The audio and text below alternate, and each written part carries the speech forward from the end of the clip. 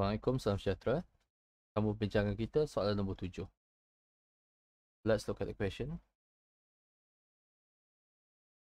Orange light of wavelength 600 nanometer is incident normal to diffraction grating having 3500 lines per centimeter. So question 1, calculate the slit separation. Okay, so sebelum tu kita tengok dulu information yang dibagi. Yang pertama sekali dia bagi tahu wavelength adalah 600 nanometer.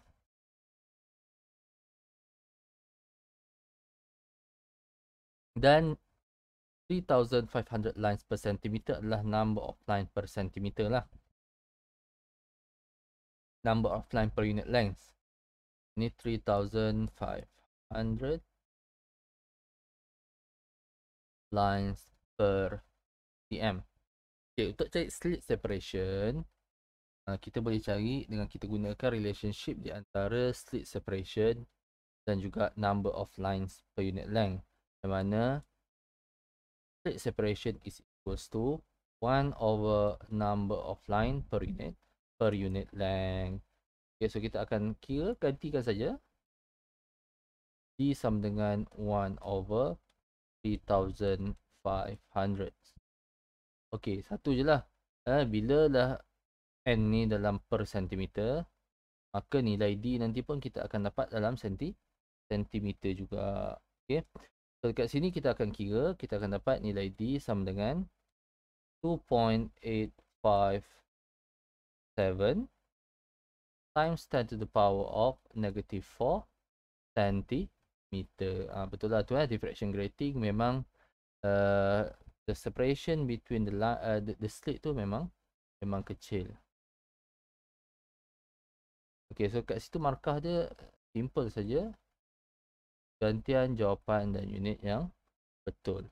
Okay, tapi boleh juga sebab dalam pengiraan yang seterusnya ni wavelength tadi dah dalam unit meter kan. Saya dah letak dalam 600 darab 10 kuasa negatif 9 meter. Boleh juga D ni kita terus juga convert kepada meter lah. Kalau D convert pada meter, kita akan dapat 2.857 times 10 to the power of negative 4 divided by 100. So jadi times 10 to the power of negative 6 meter. Sebab senti tu darab 10 kuasa negatif 2. Okay, so negatif 4 darab 10 kuasa negatif 2, dia akan jadi negatif 6. So itu nilai D. Boleh juga daripada awal-awal pun kita boleh tukarkan kepada meter. Okay, so sebab apa soalan nombor 2, kita tengok soalan nombor 2 dia kata determine the maximum number of bright fringes that can be observed. Okay, diffraction grating, dia nak number of bright fringes, maximum number of bright fringes. Okay, dalam equation diffraction grating, D sin theta equals to n lambda, kita boleh cari maximum number of order apabila kita masukkan angle theta sama dengan 90 degree. Okay, kalau angle theta 90 degree, okay, sin theta sama dengan 1. Okay, jadi di sini kita dapat 2.857 times 10 to the power of negative 6 sin 90 degree is equals to n times lambda 600 times 10 to the power of negative 9. Dan saya akan dapat number of order, kalau tekan calculator akan dapat 4.761. Okay, kita tak boleh run off jadi 5. Sebab ini number of order. Kita kena bundakan kepada nilai yang terkecil lah, yang mana number of order di sini bersamaan dengan 4. Okay, soalan tak minta maximum number of order. So ini belum lagi jawapan akhir. Ini intermediate calculation kita kan. Kalau kita cuba bayangkan diffraction grating. Okey, diffraction grating tengah tu ada bright fringe lah. Okey. Soalan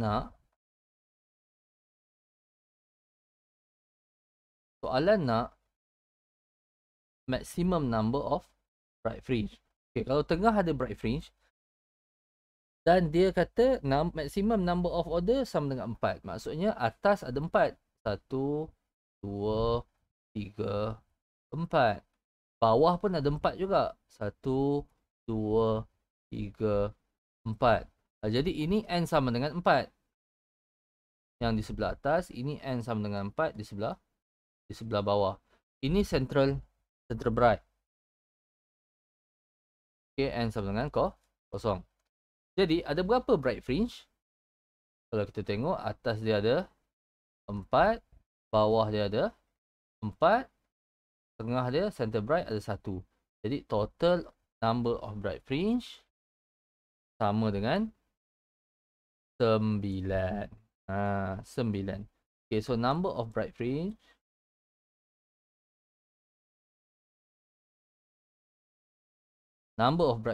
maximum number of bright fringes. Okay, sorry. Maximum number of bright fringes dalam kes ini sama dengan 2 kali N. Pasal apa 2 kali N? Order yang di sebelah atas ada 4, yang di sebelah bawah ada 4, tambah dengan 1 center bright. So dekat situ, kita akan dapat 2 kali 4 tambah 1, that is equals to 9 fringes.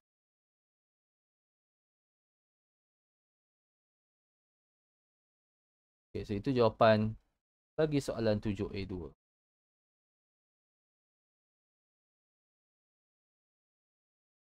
Markahnya di mana? Markah dia yang pertama sekali apabila kita mengira maximum number of order, itu kita akan dapat markah gantian jawapan, 1 markah. Okey, bila kita dapat kaitkan di antara number of order dan juga maximum number of fringes ni, kiralah daripada lukisan ke daripada equation ni, kita boleh dapat konsep 1 markah dan kemudian jawapan 1 markah, 9. Okey, so berapa markah kat sini? 1, 2, 3 markah.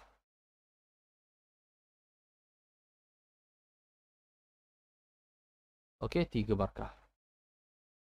Baik, seterusnya soalan nombor 7A3. How can the number of bright fringes be increased? Macam mana kita nak tambahkan number of bright fringes? Nak tambahkan number of bright fringes, kalau kita tengok dari segi equation, d sin theta is equals to n lambda. So soalan ni basically tanya macam mana kita nak dapatkan nilai n ataupun nilai order yang lebih besar lah. Kita nak tambahkan number of fringes. So daripada equation ni, kalau saya jadikan n tu sebagai perkara rumus, kita akan tulis d sin theta over lambda. So kat sini kita dapat tahu kalau wavelength dia berkurang, maka number of order akan meningkat. So salah satu cara untuk tambah number of order dan juga tambah number of fringes adalah dengan use lower wavelength.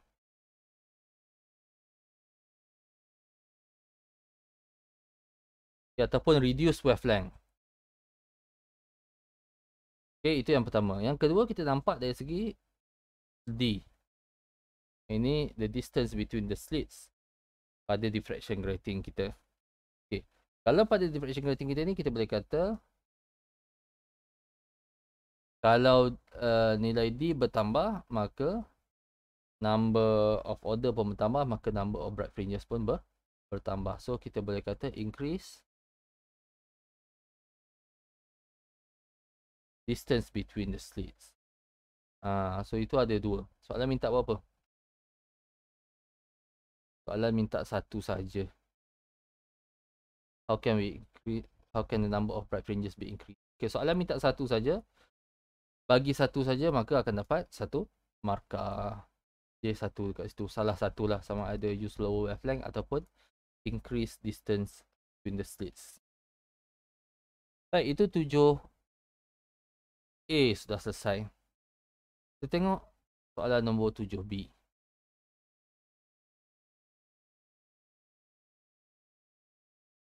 Okay, soalan nombor 7B. Sikit saja markah dia ni. 2 markah je. Mungkin mudah juga. Kita tengok soalan dia. Figure 7 shows two paths of in-phase coherent lights from point A and B that produce an interference pattern at point C. Determine whether it is constructive or destructive interference. If AC and BC are 2.2 lambda and 5.7 lambda. So ini basically dia bagi tahu jarak di antara AC dengan jarak antara BC. Okay, dia kata jarak AC sama dengan 2.2 lambda. Jarak BC sama dengan 5.7 lambda. So dia tanya dekat point C ni constructive interference ke destructive interference. So ini sebenarnya soalan yang merujuk kepada conditions for constructive and destructive interference. Dan dalam soalan ni dia dah kata kedua-dua cahaya point A dan point B itu adalah in phase coherent light. Okay. So bagi case in phase, syarat berlakunya constructive interference adalah the path difference between the two sources will be equals to m lambda. Ini constructive.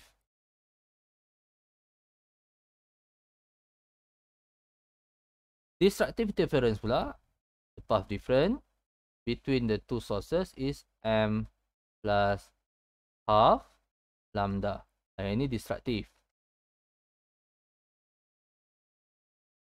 So, dah soalan tanya pada point C tu constructive ke destructive, maka kita carilah path difference kita, delta L. Path difference kita basically LBC minus LAC. Saya ambil LBC minus LBC sebab saya nampak LBC minus LAC pasal saya nampak dari segi visualnya BC tu lebih besar daripada AC. So nanti dapat nilai positif lah kat itu kan. Okay. So delta L is equals to LBC minus LAC. So that is 5.7 lambda minus 2.2 lambda.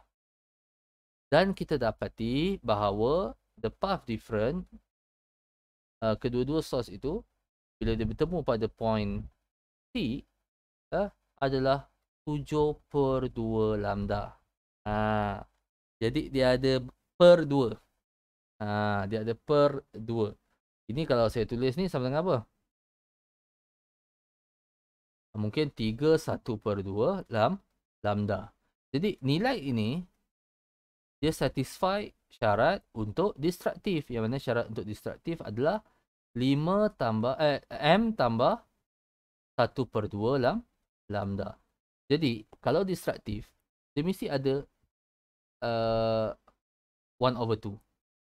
So sama ada 1/2 and then 3/2, 5/2, 7/2 lambda. Jadi memang dia destruktif. So jawapan dia apa? Jangan lupa tulis. Destruktif. So itu jawapan akhir kita, destruktif. 2 markah. Kalau tulis destruktif je dapat markah tak? Tak dapat. Okey, kita mesti tunjukkan jawapan 1 markah destruktif dengan syarat kita kira path difference delta L. Pengiraan path difference delta L ini adalah konsep ganti jawapan 1 markah. Okey, konsep ganti dan jawapan satu markah. And then state destruktif dapat lagi 1 markah. So total kat situ untuk soalan 7B adalah 2 markah.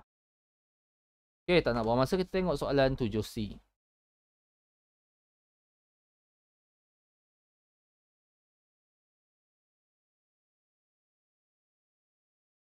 Calculate the minimum thickness of a soap film so that a 600 nanometer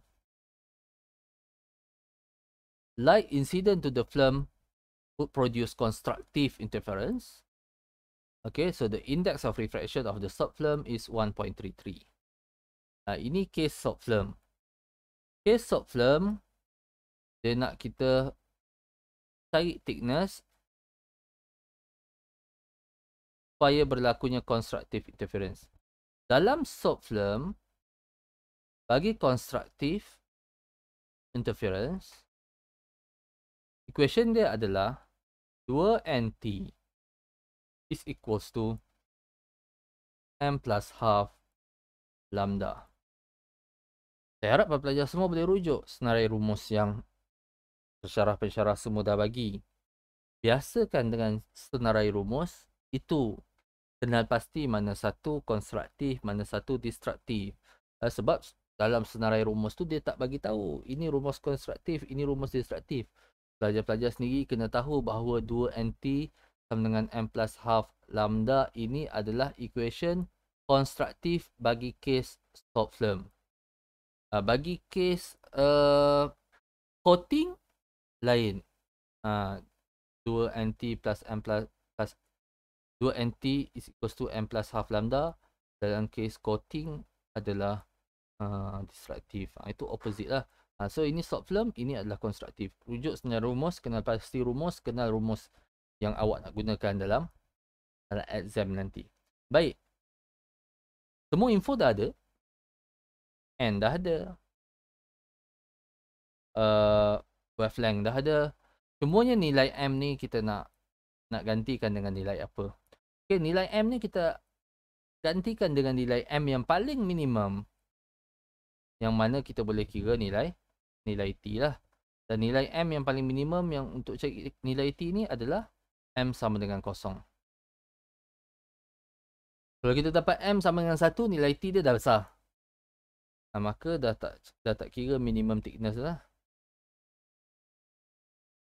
Okey. So gantikan 2 darab N sama dengan 1.33. Darab T is equals to 0 plus 1 over 2 times wavelength 600 nanometer.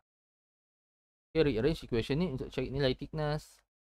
Semak sama ada jawapan saya betul ataupun salah. Nilai thickness sama dengan 1.13 times 10 to the power of negative 7 meter.